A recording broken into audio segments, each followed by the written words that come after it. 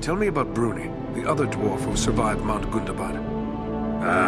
Bruni's the captain of our guard, and a terror to the orcs of these mountains.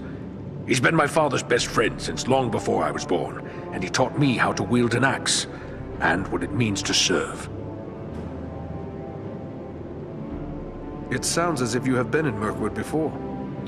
I've been around it a lot more than in it, and that suits me just fine. I don't care for that wood. Don't know how anyone could. But I've often traveled to the eaves of the forest to trade with the Bjornings who live thereabout.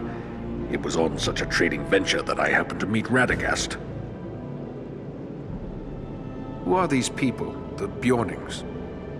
A hardy folk, and brave, as any who dwell between Mirkwood and the Misty Mountains would need to be. Under their chieftain, Grimbjorn, they've kept the mountain passes and river crossings open, even in these troubled times. But I've heard rumors of war on their borders of late. The high passes may now be closed, at least to those without the benefit of eagle wings. Can you tell me more about Radagast? He's an unusual sort, friend to all beasts and birds. To be honest, I don't think he cares much for dwarves, but maybe he just prefers the company of animals. One thing's certain, there are few people with more knowledge of this part of the world. He even spoke of Nordenbad as if it were common knowledge. Do you believe we will be a match for Urgost? It's not that I doubt your courage and skill, and I'd be mighty glad to no longer have a dragon as a neighbor. But truthfully, I wonder if anyone can overcome such a beast. I just hope your luck proves equal to your daring. What comes next for your folk? I'm afraid we're all out of tricks to play. All we can do is prepare our defenses, hunker down and wait for whatever the winds of war might blow our way. I wish you luck with whatever fate may bring. Farewell, Nordri.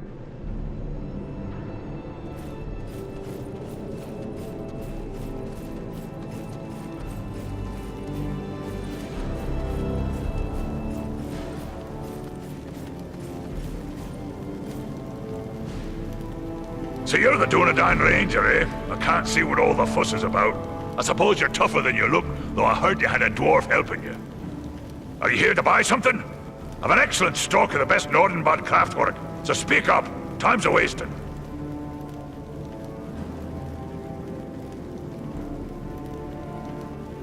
Are you always this cheerful? Well, let's see. We've got an orc army growing, a dragon hungry for dwarf snacks, and one of Sauron's lieutenants making threats. Pardon me while I break out in a song and dance. Now see here, I need to do some business, so how's about you buy something before I get downright grumpy? Who trades with you in such an isolated place? We've had a rough time of it here, I won't deny it. Mostly we manage some trade with the Bjornings, the men who live down south of us in the vales of the Anduin. They've good use for our metalwork, and they bring us foodstuffs in return. Otherwise, there'd be mushrooms for breakfast, mushrooms for lunch, and mushrooms for dinner. You wouldn't believe how many ways we've learned to cook mushrooms. That's enough jabbering. If you're not going to buy something, let me get back to my work. Goran sent me to you. He said I should speak to you to receive a token of his gratitude. Yes, yes. He may have mentioned it to me. It was rather too generous of him. Not that I don't appreciate what you did, but how does he expect me to increase our wealth by giving our best work away? Well, here you go. Take your pick.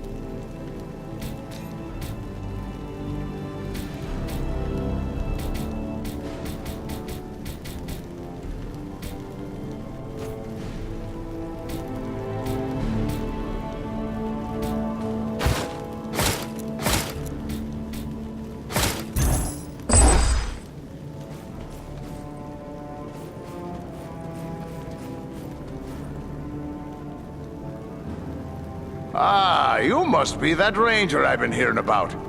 Word of you has spread like a beard on fire. I'm pleased to meet anyone who strikes a blow against the enemy.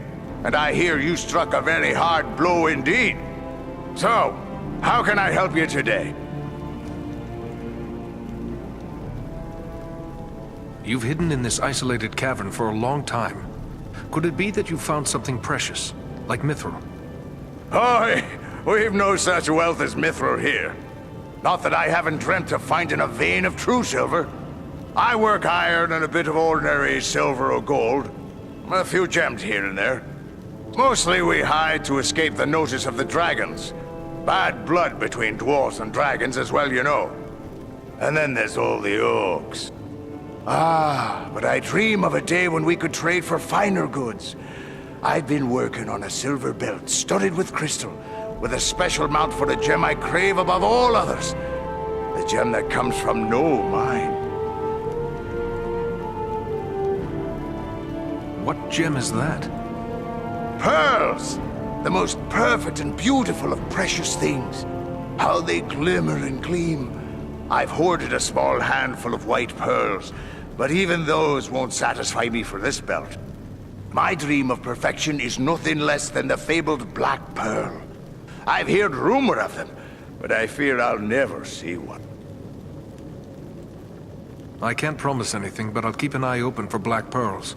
If I can bring you one, I will. Mighty good of you. You'll find me generous should you return. I mean, when you return. Anything else I can do for you? Is that burnt hair that I smell? Well, hard to be a smith without getting a few sparks in your beard. What do you expect when you're working with a hammer and forging hot metal? They've taken to calling me Burry Burntbeard. Used to have a beard down to my belt. Well, shorter is safer. Long as you keep a bucket of water handy, there's nothing to worry about. How great are your skills as a smith? I'm no braggart, but I'll put my skills up against any smith, dwarf, elf, or man. You may think I don't know much, being set apart from others of my craft. But I'll tell you a little secret.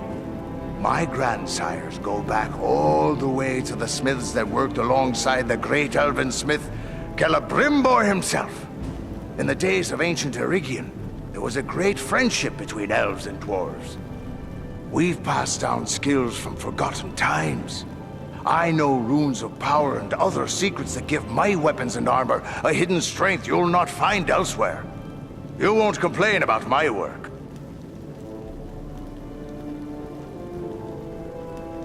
Tell me of Celebrimbor. None was a greater craftsman of jewels and forger of metals than Celebrimbor, who was Lord of Eregion. Close friend he was to Narvi, the great stone master, and to my grandsires. He even made 7 rings of power for the dwarves. It was Celebrimbor who knew that Sauron had betrayed the elves by making 1 ring. He heard the enemy declare himself master over all. He was killed in the first war against Sauron, and many of his secrets were lost. Narvi and his kin were lost as well.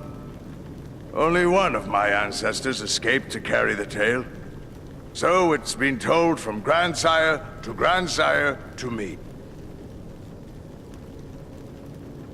What lore do you know of Eregion? The lore passed down from me grandsires is little enough. That Eregion lay west of the Misty Mountains near Moria. That the elves of Eregion were of a kind known as Noldor, and were clever craftsmen. The Noldor didn't know in the beginning that Sauron was evil. Sauron came to Eregion and taught them how to forge rings of power. But after Sauron was revealed, he invaded Eregion and destroyed it. Nearly 5,000 years ago, that was. Doubt there's much left of the place now. But Sauron's fixing to do the same thing all over again. Even here in the far north.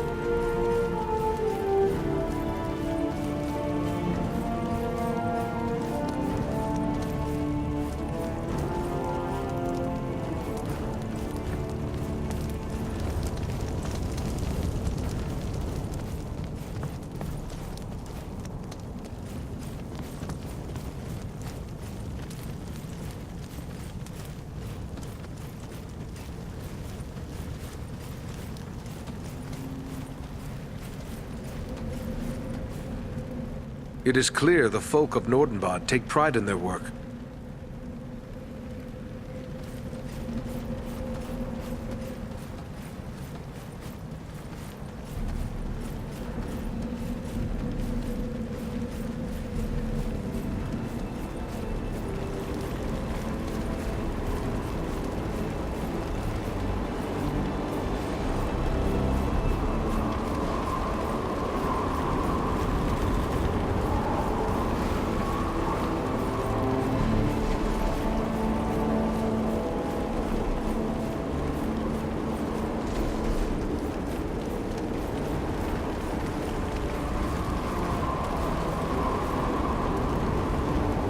Mirkwood is a place I prefer to fly over, not into, but we are ready to go. We must hope Radagast can tell us where to find Urgost. Have you ever faced a dragon before? No, that is a risk I have gladly avoided. One does not willingly seek out a dragon, unless there is no choice. You are afraid of dragons? Only a fool would not fear a dragon. If Urgost has survived this long, he must be full of the guile and cunning of his kind, abominations that they are. And this will make him even more dangerous. But that changes nothing. If we must prevent his alliance with Agandar, then fear must be set aside and the dragon found. We should follow Gorin's advice and seek Urgost's whereabouts from Radagast. We must hope Radagast can tell us where to find Urgost. Have you ever faced a dragon before? No, that is a risk I have gladly avoided. One does not willingly seek out a dragon, unless there is no choice. Your friends were eager to offer their services. Perhaps they do not fully appreciate the danger. What can you tell me of them? Armanel is a seasoned warrior. He knows full well what he faces, and accepts it gladly.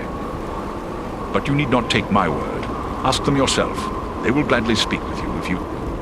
I worry about my people.